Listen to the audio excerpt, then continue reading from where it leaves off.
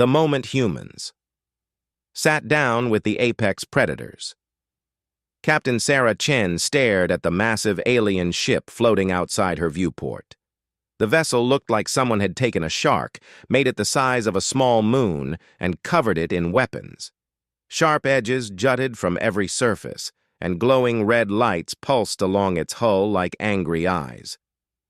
"Ma'am, they're requesting a meeting," her communications officer said, his voice shaking slightly. "On their ship." Sarah had been expecting this day for months. The Vorthak Empire had been expanding across the galaxy for over 1,000 years. They were known as the apex predators of space. Every species they encountered either joined them as servants or became extinct. There was no middle ground. The Vorthak were perfect killing machines. They stood 12 feet tall, with razor-sharp claws, armored skin that could stop most weapons, and jaws full of teeth designed for tearing flesh. They hunted for sport and conquered for pleasure. Their technology was centuries ahead of most civilizations, and their military had never lost a major battle. Humans had only been in space for 50 years. Earth's fleet consisted of a few dozen ships held together with hope and spare parts. When the Vorthak arrived at the edge of human space 3 months ago, everyone expected humanity to surrender immediately or be wiped out within days. Instead, something strange had happened. Nothing. The Vorthak ships had simply stopped at the border and waited. They sent no demands, made no threats, and launched no attacks. They just watched.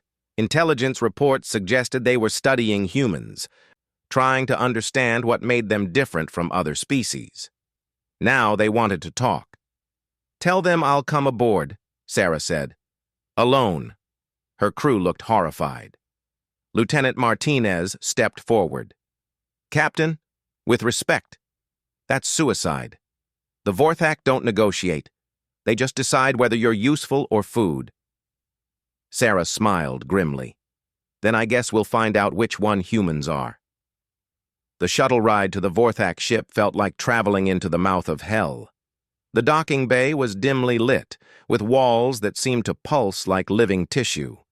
The air was thick and humid, carrying the smell of metal and something that might have been blood. A delegation of Vorthak warriors waited for her. They were even more terrifying in person. Their leader, a massive creature with scars covering half his face, stepped forward. When he spoke, his voice sounded like grinding stone. "I am War Commander Thax. You will follow." They walked through corridors lined with trophies from conquered worlds. Sarah saw skulls from dozens of species, banners from fallen empires, and weapons taken from defeated enemies. The message was clear. This was what happened to those who opposed the Vorthak. The meeting room was enormous, with a circular table made from what looked like polished bone. 12 Vorthak sat around it, each one a veteran of countless battles. Sarah was given a chair that was far too large for her, making her feel like a child sitting at the adults' table. At the head of the table sat the largest Vorthak she had ever seen. His armor was black metal decorated with gold, and his eyes glowed with an intelligence that was somehow more frightening than raw brutality. "I am Supreme Predator Kozak," he said in perfect English, "and you are Captain Sarah Chen of Earth's 5th Fleet." Sarah kept her voice steady. "That's correct." "Do you know why you are here, little human? I assume you want to discuss terms for Earth's surrender." Several Vorthak laughed, a sound like breaking glass, but Kozak raised a clawed hand for silence. "Your species fascinates us," he said. "For 1,000 years we have conquered the galaxy. Some species fight bravely before they fall. Others surrender immediately. A few try to run, but all of them follow predictable patterns." He leaned forward, studying Sarah with those glowing eyes. "Humans are different. When our scouts first observed your worlds, we expected easy prey. Your technology is primitive. Your military is small. Your worlds are barely defended. By all logic, You should have surrendered the moment our ships appeared. Instead, War Commander Thax added, your species did something we have never seen before. You prepared for war while simultaneously sending us dinner invitations. Sarah blinked. Dinner invitations? Kozak gestured to a screen that showed intercepted human communications. Your diplomats have been sending messages requesting cultural exchanges. Your scientists want to share research. Your chefs have offered to prepare traditional Earth cuisine for our warriors. One of your children even sent a drawing of what she thought our families might look like. The screen showed a crude crayon drawing of stick figures with too many teeth standing next to human figures. At the bottom, written in a child's handwriting, were the words, "I hope we can be friends." This behavior makes no sense, another Vorthak said. You know we are apex predators. You know we could destroy your worlds. Yet you act as if we are honored guests. Sarah thought carefully before responding. This was the most important conversation in human history. Maybe that's because we don't see you as apex predators, she said finally. The room went completely silent. Several Vorthak reached for their weapons, but Kozak held up a hand again. Explain.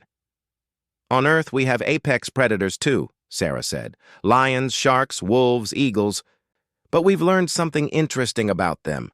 The most successful predators aren't always the strongest or the most vicious. They're the ones that can adapt.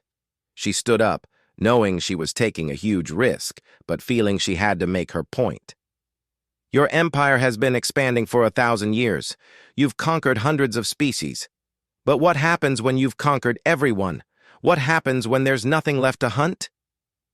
We find new prey, Thax growled. Where? Sarah asked. You've nearly reached the edge of the galaxy, and from what our scientists can tell, you're having the same problems every successful predator faces. Your birth rates are dropping. Your warriors are getting bored.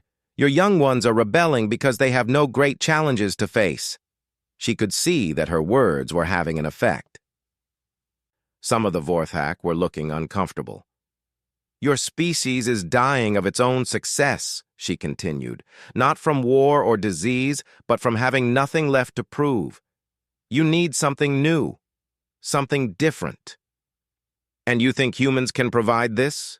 Kozak asked, his voice dangerously quiet. I think humans can offer something no one else has, Sarah replied. Partnership. Another long silence. Then one of the younger Vorthak laughed. Partnership? You are prey animals. What could you possibly offer the apex predators of the galaxy? Sarah smiled. We can offer you the one thing you've never had. Equals. Impossible, Thax snarled. Your species is weak. Your technology is primitive. Your military could not defeat a single Vorthak hunting pack. You're right, Sarah admitted. In a straight fight, we'd lose badly. But here's the thing about humans. We don't fight straight fights. She activated her personal communicator, and a holographic display appeared above the table. It showed Earth's defensive preparations over the past 3 months. While your ships have been studying us, we've been studying you too, she said. We know your ship designs, your weapon capabilities, your tactical preferences, and we've been preparing. The display showed massive orbital mining platforms that had been converted into weapons, asteroid belts that had been turned into minefields, communication networks that could coordinate attacks across multiple star systems. But more importantly, Sarah continued, we've been talking to other species. Did you know that 70% of your conquered worlds are in various stages of rebellion? That your supply lines are stretched across half the galaxy? That your military is spread so thin that you can barely maintain order? Several Vorthak were now looking very uncomfortable indeed. We've also been talking to species you haven't conquered yet, Sarah said. The Crystalline Consortium, the Machine Republic, the Void Swimmers. They're all terrified of you, but they're also tired of running. If someone gave them a reason to fight back, a way to coordinate their efforts. You would unite the galaxy against us, Kozak said. It wasn't a question. We would unite the galaxy with you, Sarah corrected. If you wanted to be part of something bigger than conquest. This is ridiculous, one of the elder Vorthaks said. We are predators. You are prey. The natural order demands that the strong rule the weak. The natural order on Earth teaches us something different, Sarah replied. The most successful species aren't always the ones at the top of the food chain. They're the ones that can work together. She gestured to the display again, which now showed images from Earth. Humans aren't the strongest, fastest, or most dangerous species on our planet. But we're the most successful because we learn to cooperate with each other, with our environment, and even with other species. We turned wolves into dogs, wild plants into crops, and hostile environments into homes. You think we should become your pets? Thax asked, his voice dripping with contempt. I think you should become our partners, Sarah said. And we should become yours. She changed the display to show potential joint operations. Your warriors are getting bored because there are no challenges left. But there are plenty of challenges in the galaxy that require both strength and intelligence. Rogue AI networks, cosmic phenomena that threaten entire star systems, ancient alien artifacts that are too dangerous for any one species to handle alone. And, she added, there are probably threats from outside our galaxy that we don't even know about yet. When they come, wouldn't you rather face them with allies than try to hold a crumbling empire together by force? For the first time since the meeting began, Kozak looked genuinely thoughtful. You speak of partnership, he said slowly. But what would prevent us from simply taking what we want from you? Your cooperation is not required for us to benefit from your knowledge. Sarah had been hoping he wouldn't ask that question, but she had prepared for it. Because taking what you want is what you've been doing for 1,000 years, she said. And look where it's gotten you. You rule a galaxy full of subjects who hate you, your own people are becoming soft and complacent, and you're rapidly running out of new worlds to conquer. But more than that, she continued, because you can't take the most valuable thing we have to offer, which is genuine respect. The room was so quiet that Sarah could hear her own heartbeat. Every species you've conquered fears you or hates you, she said. But they don't respect you. Fear and hatred are tools, but they're not sustainable. Respect has to be earned through actions, not just strength. She looked around the table at each of the Vorthak in turn. Humans respect strength, but we also respect intelligence, creativity, and honor. From what we've observed, your species has all of these qualities, but you've been using them for conquest instead of creation. What would you have us create? Kozak asked. A civilization worthy of your abilities, Sarah replied. Not an empire held together by fear, but a partnership built on mutual benefit. A galaxy where your warriors can find worthy challenges, your scientists can explore the unknown, and your people can be proud of what they've built, instead of just what they've destroyed. War Commander Thackix leaned back in his chair. And if we refuse this partnership? If we decide that conquest is still preferable to cooperation? Sarah met his gaze steadily. Then you'll have to conquer us, and that won't be as easy as you think. You believe your primitive weapons can stand against our fleet. I believe that underestimating humans is a mistake that most species only make once, she replied. But more than that, I believe you're too intelligent to choose the hard way when the easy way is better for everyone. She stood up again, preparing to make her final argument. You can spend the next century fighting a war against a united galaxy that will cost you millions of lives and probably end with your empire in ruins. Or you can spend the next century building something new and better with partners who actually want to work with you. And you believe your species would want to work with us? Another Vorthak asked. After seeing what we have done to others? I believe my species would want to work with you if you gave us a reason to, Sarah said. Humans have a saying, the best time to plant a tree was 20 years ago. The second best time is now. She gestured to the display one more time, showing potential cooperation projects. It's too late to undo the past. But it's not too late to build a better future.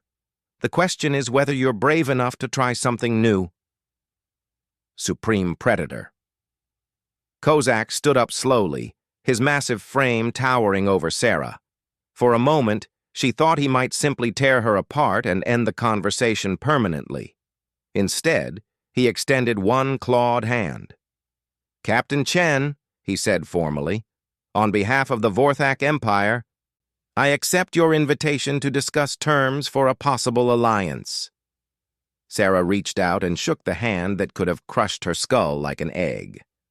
"I think," she said with a smile, "this is going to be the beginning of something very interesting." The alliance forms.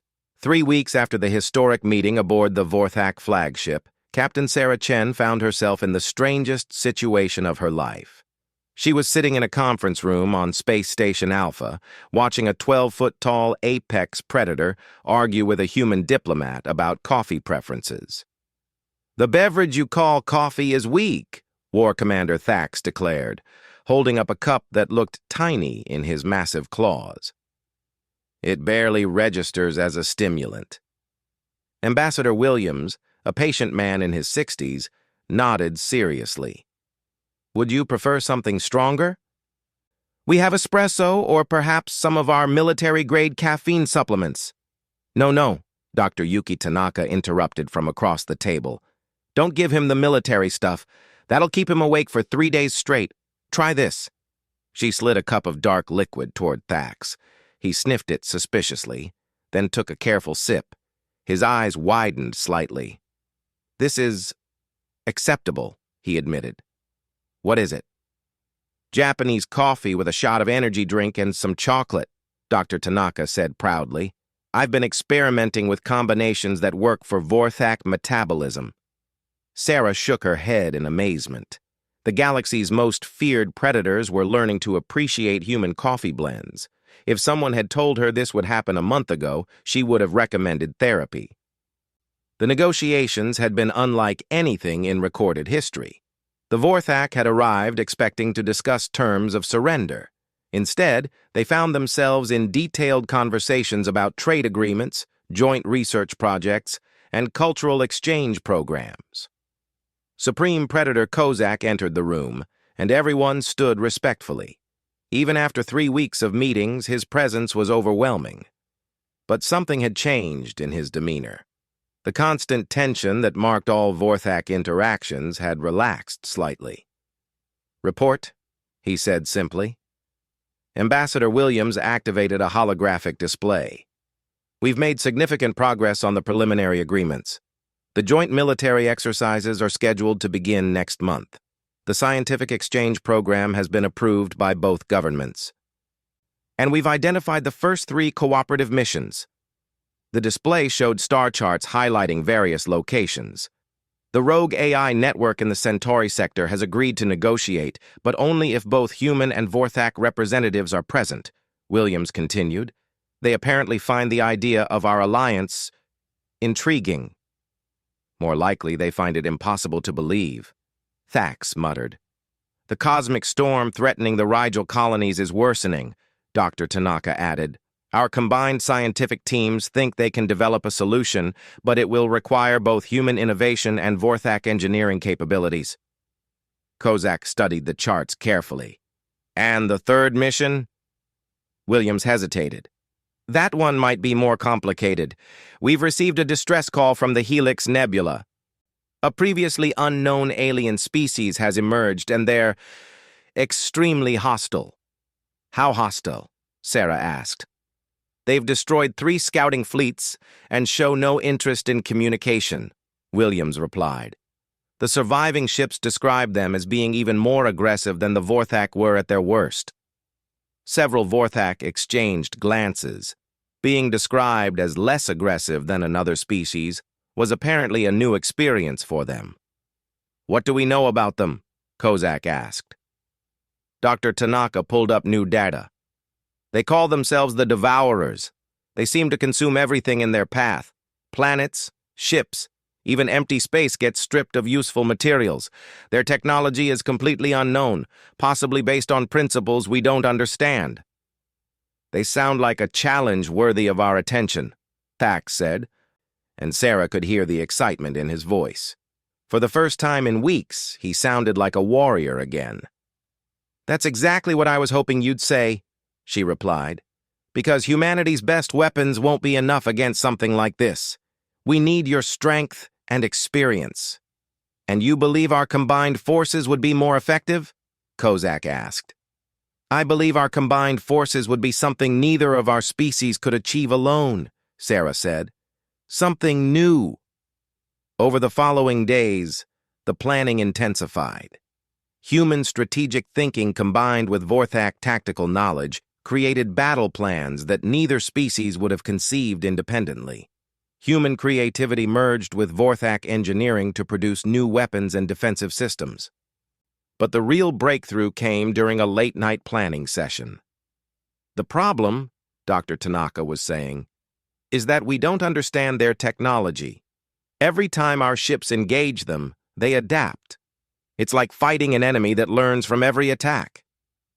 "Then we need to be unpredictable," Sarah suggested.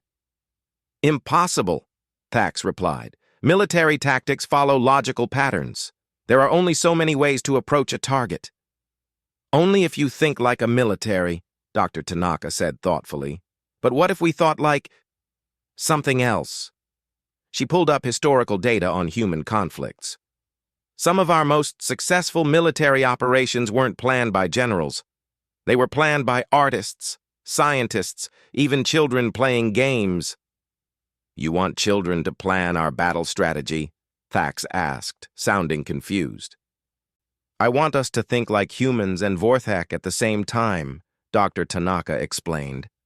"Your species approaches problems like apex predators. Direct, efficient, overwhelming force. Humans approach problems like humans. We try weird things. We make mistakes and turn them into advantages. We break rules that everyone else considers unbreakable." Sarah began to see where this was going. "You're suggesting we combine completely different thought processes." "Exactly. Imagine Vorthak precision and power, but applied in completely human ways." Ambassador Williams looked skeptical. "Can you give us an example?" Dr. Tanaka grinned. "What if instead of attacking the Devourers, we invited them to dinner?" The room went silent. "Explain," Kozak said carefully. "Every species we've encountered has some form of social structure," Dr. Tanaka said. "Even the most aggressive predators usually have rules about when and how they fight. What if the Devourers aren't just randomly hostile? What if they're following some kind of protocol we don't understand?"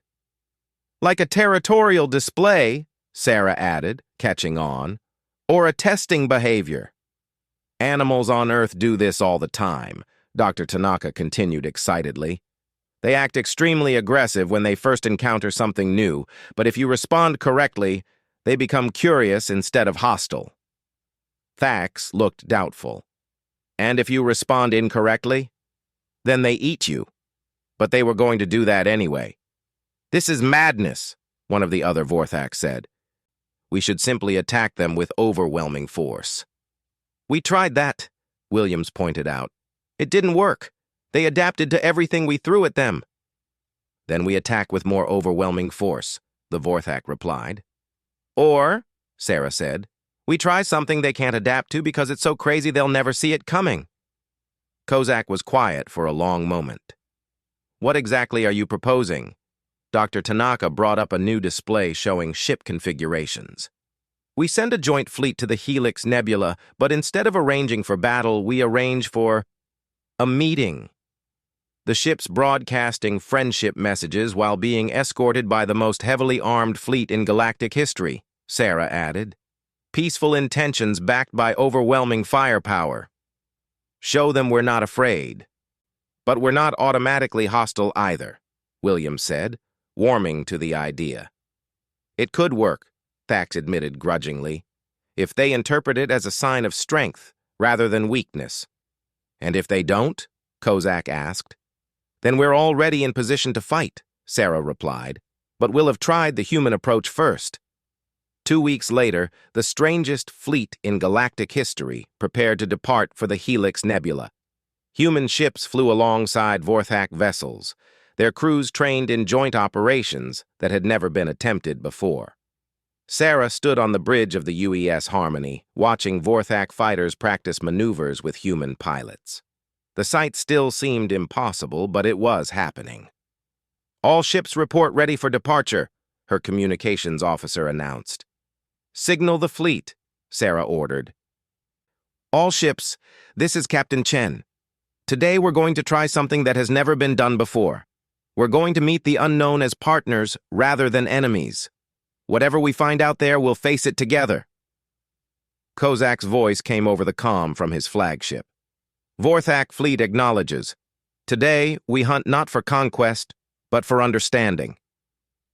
The combined fleet jumped to hyperspace, carrying the hopes of two very different species toward an uncertain future.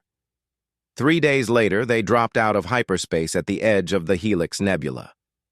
What they found waiting for them was beyond anything they had imagined. The Devourer's ships were massive, dark constructs that seemed to bend light around them. They moved in perfect coordination, like a single organism with multiple parts, and there were hundreds of them. "Holy Mother of," Sarah started to say, then caught herself. "All ships maintain formation. Begin broadcasting the friendship protocols." The fleet spread out in the predetermined pattern, human and Vorthak ships alternating positions. It looked like a mixture of defensive formation and ceremonial parade. "Captain," her tactical officer said nervously, "they're moving to surround us." "Let them," Sarah replied, hoping she sounded more confident than she felt. "Remember, we're here to talk first." The Devourer ships closed in, but they didn't attack. Instead, they simply waited. "They're scanning us," Dr. Tanaka reported from her position at the science station. "But it's not like any scanning pattern I've seen before. It's almost like..." "Like what?" "Like they're trying to understand why we're here." On the view screen, one of the Devourer ships moved closer. It was even more alien up close, with surfaces that shifted and flowed like liquid metal. Then, impossibly, it began to change shape. "Are they trying to communicate?" Williams asked from his diplomatic station. The ship's surface was forming patterns, symbols that meant nothing to human eyes but seemed oddly familiar. "Wait," Thax said over the comm. "Those patterns, I recognize them." "You recognize alien symbols?" Sarah asked. "They're not alien," Thax replied, his voice filled with surprise.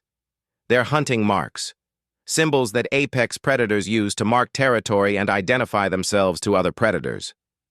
"They're trying to tell us what they are," Dr. Tanaka said excitedly, "and they want to know what we are." Sarah looked at the display, seeing the situation in a completely new light. "They're not randomly hostile. They're just protecting their territory, and they've never encountered anything like us before." "What do we do?" Williams asked. Sarah thought for a moment, then smiled. "We introduce ourselves properly." She activated the ship's external displays and began broadcasting the symbols for peaceful contact that had been agreed upon by both human and Vorthak governments. The response was immediate. The Devourer ships began displaying new patterns, and their formation shifted from aggressive to something that might have been curiosity. "They're backing off," the tactical officer reported. "But they're not leaving." "Because they want to talk," Sarah realized. "They just needed to know we weren't a threat to their territory." The largest Devourer ship moved closer, its surface now displaying symbols that even the humans could recognize as welcoming. "Open a channel," Sarah ordered. What came through the speakers wasn't words, but it was clearly communication, a complex pattern of sounds, frequencies, and data streams that somehow conveyed meaning. "We greet the alliance of hunters," Dr. Tanaka translated slowly. They're calling us hunters, not prey. They recognize strength when they see it, Kozak said over the comm. This may be the beginning of something very interesting indeed. Sarah looked out at the massive alien ships surrounding them, no longer weapons of destruction but potential partners in exploration. I think, she said quietly, we just made some very powerful new friends. The New Galaxy. 6 months after first contact with the Devourers, Captain Sarah Chen stood in the observation deck of Unity Station, the first joint species research facility ever built. Through the massive windows, she could see ships from 3 different civilizations working together on a project that would have been impossible for any one species to accomplish alone. Human vessels, sleek and efficient, darted between Vorthak warships that had been converted into mobile laboratories. Around them both, the strange, flowing ships of the Devourers moved in perfect coordination, their alien technology solving problems that had puzzled galactic scientists for centuries. Still hard to believe, isn't it? Dr. Yuki Tanaka said, joining Sarah at the window. She carried a tablet displaying the latest project reports. Which part? Sarah asked. That we're allies with the galaxy's former apex predators, or that we're teaching universe-consuming aliens how to make coffee? Actually, I was thinking about the fact that we've accidentally started the largest peaceful revolution in galactic history. Dr. Tanaka replied with a grin. She was right. Word of the human Vorthak Devourer alliance had spread across the galaxy faster than anyone had expected. The response had been immediate and dramatic. Species that had been hiding from the Vorthak for centuries began sending diplomatic messages. Former Vorthak territories started requesting partnership agreements instead of demanding independence. Even the mysterious crystalline consortium had emerged from their isolated sectors to propose joint research projects. The latest reports are incredible, Dr. Tanaka continued, showing Sarah her tablet. The Rigel storm has been completely neutralized. The rogue AI network not only surrendered, but asked to join our research programs. And yesterday, the Galactic Mining Guild formally dissolved itself to form the new Cooperative Resource Management Alliance. All because we sat down and talked instead of fighting, Sarah mused. Well, that and the fact that nobody wants to be the species that refuse to cooperate with the alliance that includes both the Vorthak and the Devourers, Dr. Tanaka added. Turns out having the galaxy's most feared predators as your partners is excellent motivation for diplomacy. War Commander Thax approached them, his footsteps no longer making everyone in the area nervous. Over the months, humans and Vorthak had grown surprisingly comfortable with each other. Thax himself had changed considerably, his constant battle-ready posture replaced by something that might have been described as relaxed. Captain Chen? He said formally, then added with what Sarah had learned was Vorthak humor. The Devourers wish to know if you have any more impossible ideas for them to implement. Sarah laughed. The Devourers, it turned out, were not destroyers at all. They were universal recyclers, breaking down dead planets and cosmic debris to create new materials for stellar engineering projects. Their attacks on other species had been attempts to acquire raw materials, and their hostility had stemmed from other civilizations' refusal to negotiate. What are they working on now? She asked. They wish to construct what they call a stellar nursery, Thakis replied. An artificial system where new stars can be safely formed and monitored. They believe it will allow us to replace dying stars and extend the life of entire sectors. And they want human input on the project? They say that human creativity combined with Vorthak engineering and Devourer construction capabilities could accomplish something that has never been done before. Thax paused. They also want to know if we can make the new stars produce different colors. Apparently, they find standard yellow stars boring. Dr. Tanaka burst into laughter. 6 months ago, they were the most feared force in the galaxy. Now they're asking for custom-colored suns because they think yellow is boring. The universe, Sarah said, has definitely gotten weirder since we started making friends instead of enemies. Ambassador Williams joined their group, looking slightly overwhelmed. Captain, I need to brief you on the latest diplomatic situations. We've got 17 new species requesting alliance membership, 4 former Vorthak territories asking for protection from something, and 1 very strange message from a group calling themselves the Watchers. The Watchers? Sarah asked. I haven't heard of them. Nobody has, Williams replied grimly. And that's what makes this concerning. The message says they've been observing galactic civilizations for millennia, and they want to meet with representatives of our alliance. Thax suddenly became very alert. Watchers? Are you certain of this name? You know them? Williams asked. Old Vorthak legends speak of beings who watch but never act, Thax said slowly. They are said to be older than any current civilization, possessing technology beyond our understanding. If they truly exist and wish to meet with us, then something very big is happening, Sarah finished. What do they want? Williams consulted his tablet. According to their message, they want to discuss the changing nature of galactic civilization and its implications for the future. Whatever that means, Dr. Tanaka looked thoughtful. When did they send this message? 3 days ago. But here's the strange part. The message was delivered simultaneously to Earth, the Vorthak homeworld, and the Devourer primary vessel. They somehow knew exactly who to contact and how to reach all 3 species at once. That's, Sarah started to say, then stopped. Actually, that's exactly the kind of thing I'd expect from ancient observers. They've probably been watching us since we first made contact. Supreme Predator Kozak's voice came over the station's communication system. All senior staff report to Conference Room Alpha immediately. We have visitors. The group hurried through the station's corridors, passing dozens of mixed-species work crews.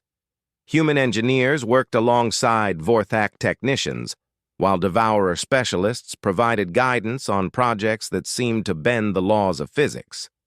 Conference Room Alpha was the largest meeting space on Unity Station, designed to accommodate representatives from all 3 Alliance species. When Sarah's group arrived, they found it filled with an air of tense anticipation. Kozak stood at the head of the table, his usual commanding presence somehow diminished. They're here, he said simply. Where? Sarah asked, looking around the room. Everywhere, replied a voice that seemed to come from the walls themselves. The air in the room began to shimmer, and gradually 3 figures became visible. They were tall and slender, with features that seemed to shift and change depending on the angle of view. Their clothing, if it could be called that, appeared to be made of light itself. We are the Watchers, the central figure said, its voice speaking perfect English, Vorthak, and the complex harmonic language of the Devourers simultaneously. We have observed the development of your alliance with great interest. How long have you been watching us? Sarah asked, surprised that she could speak at all. Since your species first developed spaceflight, the Watcher replied, we have observed the rise and fall of countless civilizations throughout the galaxy. Most follow predictable patterns: growth, expansion, conflict, either destruction or stagnation. Your alliance represents something unprecedented, a second Watcher added. 3 apex species choosing cooperation over domination. This has never occurred in our observations. Kozak found his voice. What do you want from us? To warn you, the third Watcher said, and to offer you a choice. The room's lighting dimmed, and holographic displays appeared showing star charts of unimaginable scope. Instead of individual star systems, the display showed entire galaxies. Your galaxy is not alone, the first Watcher explained. Beyond the cosmic void lie others, and some of them have been watching your development as well. Not all of them are benevolent observers like ourselves. The display zoomed in on a particular region of space, showing what looked like a massive dark shape moving between galaxies. The Devourers were correct in their assumption that they were recycling dead material, the Watcher continued. What they did not realize is that they were being guided to clear a path for something far more dangerous. Dr. Tanaka leaned forward. Guided by what? An intelligence from another galaxy that consumes not matter, but consciousness itself, the second Watcher replied. They turn entire civilizations into extensions of their own collective mind. They are coming, and your galaxy is their next target. How long do we have? Thax asked, already thinking like a military strategist.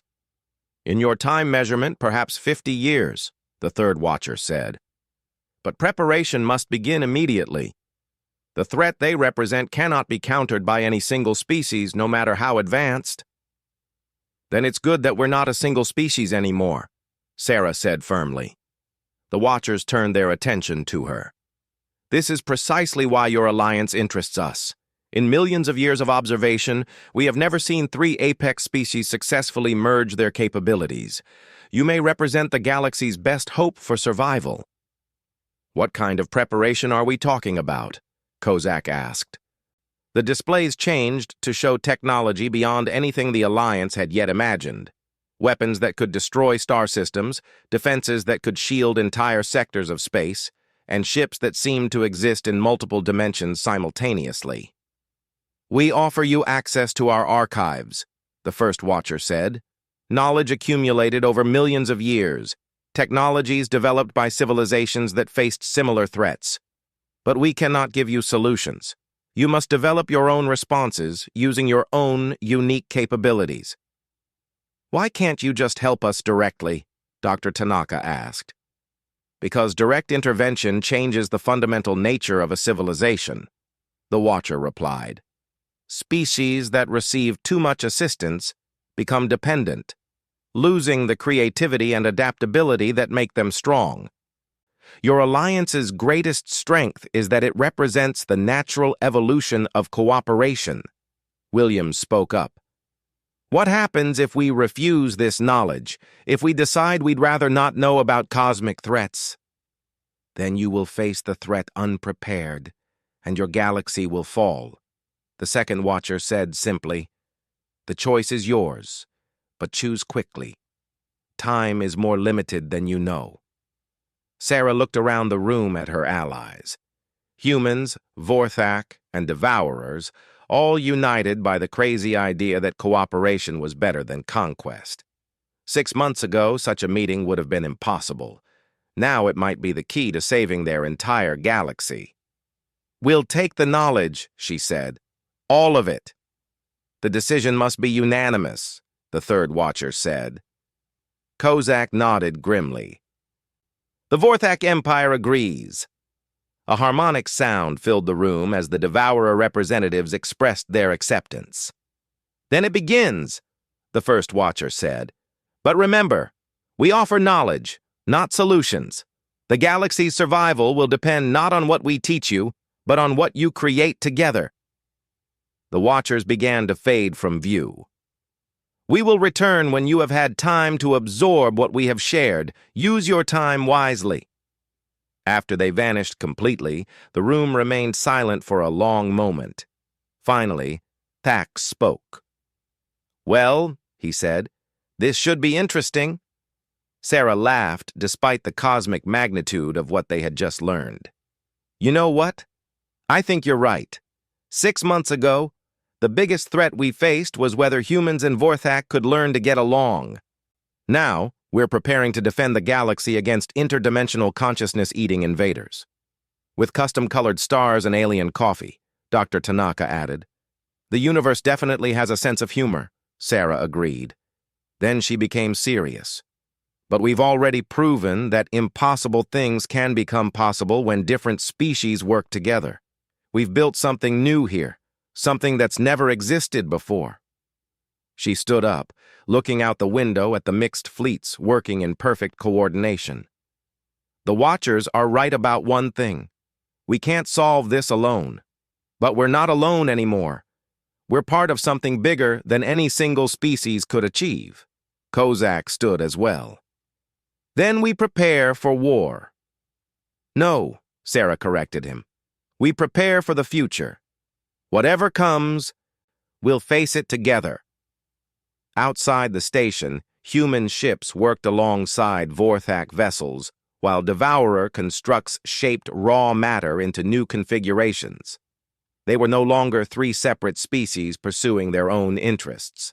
They had become something new, a galactic civilization built on cooperation instead of conquest.